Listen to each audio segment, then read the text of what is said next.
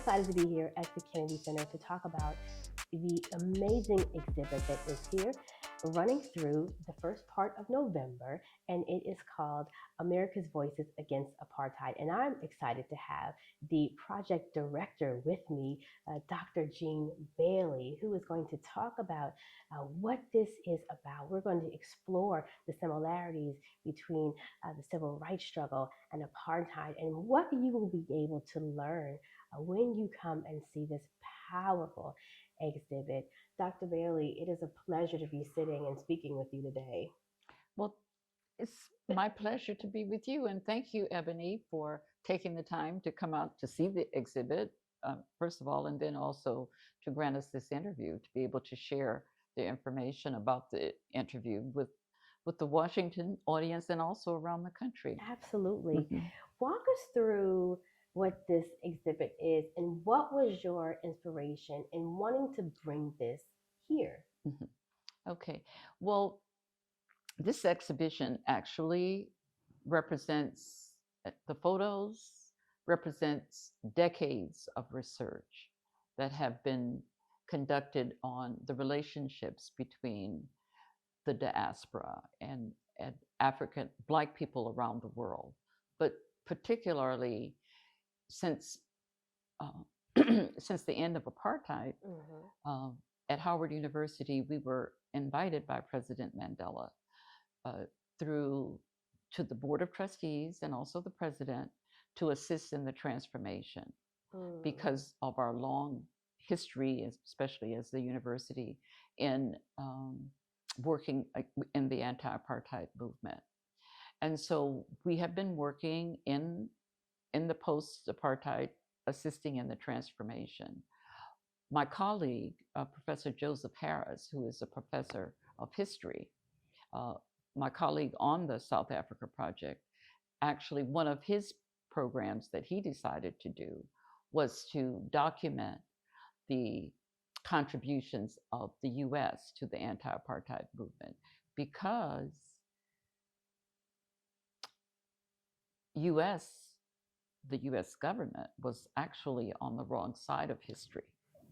And you know, it's funny, I'm glad you said that, because when we even talk about the civil rights struggle and this whole movement, we oftentimes leave out the struggle that was happening in South Africa. And many don't see how they are connected, whether it's from protests, whether it's in Black press, how they spoke out, how they were treated, how laws were changed when one party came into order, and that fight.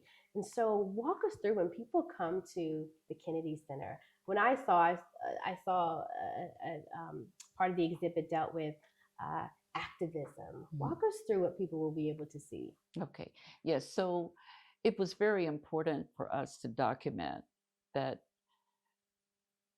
really the end of apartheid was the result of a global movement that, you know, just it developed because of the activism, of the protests, the students, the protests against businesses, but that's what we witnessed through the Trans-Africa movement. And then what happened at the very end when Congress, our US Congress in 1987 passed the Divestment Act. So, but what we are sharing is the fact that there was a long history of relationships because of the similarities in terms of the legacy of slavery that we experienced here as African Americans, and also the legacy of apartheid and the separation. And there was such parallels that it was just important to tell that history. And the main thing too about for South Africans, they don't know this history because all of that information was banned during the apartheid era. So they were not able to know about Martin Luther King Jr. So we also felt it was important to share that information with our Black brothers and sisters in South Africa, so that they could understand that the US Black Americans were in solidarity with them and to talk about the ties that bind. But it was really, really important in the sense that it didn't just start in the 1980s, which we remember, or even in the 60s during the civil rights struggle, but we started working together back in the late 1800s because of the similarities. So we were working in partnership with Ralph Bunche. He worked hard, and then we came together around certain things. For example, education, because one of the major tools for oppression was denial of education. And we see that. Can I just tell you, when I went through the exhibit, you can almost change the dates. Right. And make it 2023. Yes. 2022. In how they protested it. And even we were talking earlier, the involvement, the attacks on education. Yes. And part of the exhibit also deals with the role of HBCUs. Yes. And as a professor, how important was that for you to see that? Right, exactly. Because again, I can identify with that because I grew up in the South. And I actually had an opportunity to go to a white university, but I wanted to come back. I could have gone to UCLA, but I wanted to come back to Southern University where I went so that I could have that identity and that support. And that's what those HBCUs did. Ironically, it was an HBCU choir, Hampton University choir, that went to South Africa in the late 1800s, that inspired South Africans in terms of our music, etc. Led the first Black woman to receive Black South African to receive a Bachelor of Science degree or a BS degree to come to the U.S. to Wilberforce University and HBCU and to get her degree back in the early 1900s, and she was there with W.E.B. Du Bois. I love and it. then and he was so inspired that, especially because you also had discrimination against women, but was advocating that you really need to also embrace women in terms of the education and involvement in the movement. And so she founded the Women's League in South Africa. And then we had the first president of the ANC, which was Dubé. He identified during this transition period and during Reconstruction a lot with Booker T. Washington. So he came to Tuskegee and then went back to South Africa and built a university or a school on the same model after Tuskegee. That university or that school now, it's a high school, college, still exists today. And that is the university, the place where President Mandela cast his first vote. And so he led the struggle as Dubé led the struggle as the first president of the ANC, but it was his connection to the US that enabled him to our HBCU, Booker T. Washington, and because we shared similar like oppression and then denial of education. So they embraced the attitude that, or the position that, to teach basic skills, which is what Tuskegee was doing in terms of agriculture, etc. And so he was able to work together with the ANC to develop the movement to bring about the liberation of South Africans. And President Mandela celebrated that when he said, "Mr. President, I have come to deliver," when he cast his ballot. And ironically enough, the female that was handed him the ballot was an African American, a Black American, Gay MacDougall, who was with the American Council on Africa, right? The Lawyers Committee on Africa. Our culture is so rich, and the crossover is just undeniable. You brought up President Mandela, and then I instantly come back to the U.S. and I think of Dr. King and the struggles that they both faced, and even being men who were leading their families at the same time, right? Carrying both this burden for their personal homes, but also for the nation, getting people and moving them into freedom, right? When you think of the two, legacies of both those leaders, from King and Right. Mandela. What do you feel like is like their greatest legacy that they've really left? Well, it's the commitment. Yeah, Yeah. because I kind of like grew up with Martin Luther King, and as I said, I was in the South, and I just Right. the sacrifice, I think, Yes. is the main thing that we think about with them. But they Right. were, he was saying, I may not get there with you, but we're going to Absolutely. get there. And so President Mandela, throughout, he had to give up his family, he in for the struggle. He And lost so but much. yes, and then actually connecting back to how you know Harry Belafonte, who was the Yes. activist, he was really very committed to Hmm. freedom Right. and civil rights. Arts and entertainment were a part Yes, of yes, and he was tremendously about both mhm, struggles. right, yeah, and so that his commitment, working with President, working with um, Dr. King, well, working with he Belafonte. supported Dr. King actually during the time when President Kennedy was president Yes. of the country, as we're Yes. here in the Kennedy Center. So he worked with them, and also, though, at the same time, he was able to support the apartheid movement through his support of the arts Right. with Miriam Makeba, Yes. bringing her over, getting her involved in the activism, and then, of course, the artists against apartheid. So he was a major, just saw the role and the importance Hmm. of activism to bring about change. And actually, I guess that's the significance of the apartheid movement, the anti-apartheid movement. It ignited a global struggle. Yes. It was the largest, you would say, global movement ever, and it took that. It took that to bring about the change, because I just never thought that we would have a change in the U.S. because since slavery, there Absolutely. always It was always a when rollback. it's always There was that's right, always two steps but forward, three steps back. exactly. And the same thing we saw even with apartheid. Mhm. Even when you had a new party coming into power, you had an Mhm. all-white government, then pushing back and Mhm. putting in laws. Mhm. It was always this Mhm. back and forth relationship that we still see even now when we talk about voting rights. What Exactly. we're seeing happen in states like Florida and Texas, Exactly. it is like this rollback. And so when you first said, and I asked you what the legacy was, and you said sacrifice, it It's is right. like we are right back there again, and Right. that's what it takes. Right. Exactly. Hmm. It really does. And there is a great exhibition right now at the Museum of African American History and Culture.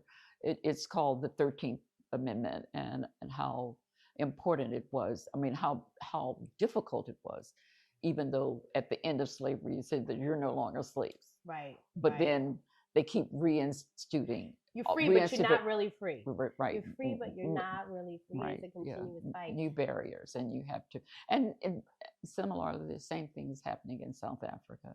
You now, as I said, I've been working in post-apartheid South Africa, and it's 30 years. It'll be 30 years next year. So this is another reason why it's timely to Uh-huh. have this exhibition. But you know, you hear rumblings, you have different stuff. Well, you were better off under apartheid, So I think we have to tell the story of the way it was, Right. and then the sacrifices that were made, and the struggle that continues. For example, in terms of land reform, Oh my etc. That's goodness. so important in It, South Africa. it is so important. Mm-hmm. And I want to talk about a little bit of the struggles that we're seeing now just all over Mm-hmm. conflict and, Mm-hmm. and war.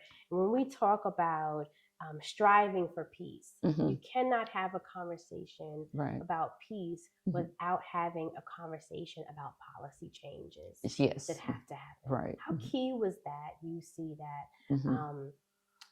when we talk about these two movements.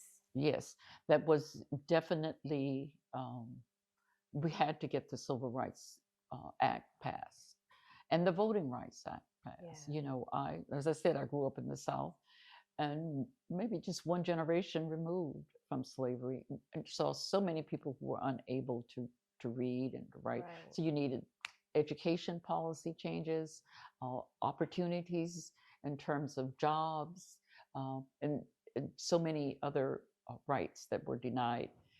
Um, Even after the passage of the 13th Amendment. Even Yeah. after the passage and change of policies, Right. you have got to put your keep your foot to the pedal. One example of that is that we have now what we call that so many African American men in prison. And the Yes. prison labor. That's a major policy that's affecting. It's almost like enslavement. It is. Yes. That was just the evolution of it. The codes Exactly. that they put in place. It was, as they say, it's slavery by another name. Yes, exactly. Yeah. Wow. When people walk through this exhibit, what is the takeaway? Because you want people of all races and nationalities to come and see this. What is the takeaway that you want people to have? That one of the first things is the solidarity and the ties that bind us as Blacks across the world, across the globe, the diaspora, in terms of the what we call white supremacy and the discrimination and the struggle that we have. So there's no need to fight against each other. We are in solidarity together. And then the other thing is that to bring about change, it does take activism. And there are ways that you can confront injustice and bring about change. Right. But working through many different fronts, through the media, such as what you're doing now, or through religion, because the church, as we said, which is also a part of the exhibit. There's a whole section on religion as well. Yes, because it was through the AME Church that we actually, one of the major ways in which we got introduced to each other. And now the AME Church is really very still on the forefront. Right. Very active in South Africa and also on the continent. So we got connected in terms of religion and in education and also in sports was another one because of the appreciation. Well, I guess a lot of the non-Blacks or white people appreciated our athletic prowess, but then we also had an appreciation, and so we were very active and worked together. And then our sports figures then came out in support of the anti-apartheid movement. Dr. Bailey, I want to end on a note talking about our perspectives and how we need to change our lens. You have had the opportunity to travel abroad, to see struggles in various different places, and you've taught and you've met so many different people. How important is it in our fight against white supremacy and our fight towards more economic empowerment for us to switch our lens and to think more globally, to understand that we may be fighting the same thing in two different places, but when we come together, there's a power that we can create to dismantle systems. Yeah, and I think there is a lot more identification now because of, first of all, the media, and we're able to, in terms of technology, see and share our cultures much more globally, because that even the movies and the music, social media, and all of that. So we identify with each other. And for example, even the South African, my good friend Hugh Masekela, he says, well, in South Africa, it's a lot about African Americans. They identify with us in terms of our culture. And so and then now you have all of the hip hop is in South Africa. You've got Nollywood. And so it's become a global phenomenon. So, and then one of the things that we are doing also as part of this project is we're working on this is our next phase. It's called a project on the routes of enslaved peoples. So we're identifying the routes, the places, the ports of entry of individuals who were enslaved and landed in South Africa, landed in the U.S. and then or in other Right. countries like in South America, etc., Caribbean, yeah. and then connecting them back to their the Wow. origin, the point, but also looking at those cultures and the similarities that developed in each of those ports of entry. So that's one Wow. of and connecting them. So it'll also be the 30th anniversary of the establishment of that study, which was actually initiated by my colleague, Professor Harris, who was he was vice chair when UNESCO established the project, the route on the routes of enslaved people. So that we'll be doing a trail in his honor in Maryland, actually Wow. honoring it, well, at least establishing it in June or July of 2024, the 30th anniversary. Professor Joseph Harris. I am so excited Mm-hmm. about the exhibit here. I'm excited about the work that you just talked about that will be coming next year. But thank you, Dr. Bailey, for the work that you've done. You've Right. been in the trenches for a while, and I've been wanting to talk to you for a while. So this is really a treat for me. But I want to just encourage everybody to make sure that you come to the Kennedy Center, that you come see this exhibit, America's Voices Against Apartheid, because we are still in the fight. It has not ended yet. And Dr. Bailey, where can people go to find out more information? Yes, we have our website. It's www.americasvoicesagainstapartheid.com. But I'd also like to say that this is not, while we're leaving the Kennedy Center, this is not the end of the exhibition. It will be a traveling exhibition. Yes. So we're hoping and planning that it will go to Baltimore. We're really looking very we'll be there too. very closely at the City Hall in Baltimore, and then Atlanta, so that we can connect with the civil rights movement in Atlanta. We have one of our partners shared interest. There's interest in North Carolina. So we can you go to Florida? Can you set yes, up in Florida in the City Hall? definitely Florida. Just set up the exhibit at the City Hall of Florida, or even in Congress Tennessee, here. Yes, anywhere. But no, you're right. In Congress, HBCUs. It is so important. Absolutely, Yes. It's such a rich history. Exactly. So I want to encourage everybody to make sure you go to the website. Bring your family, bring your spouse, your cousins. If you have a mentoring program, bring them through, because this exhibit will create such a rich conversation and hopefully move you to action if you have been inactive. But thank you so much, Dr. Bailey, and I appreciate you, and I cannot wait to talk to you again. Okay, thank you, and congratulations on all of your good work. Thank you so much.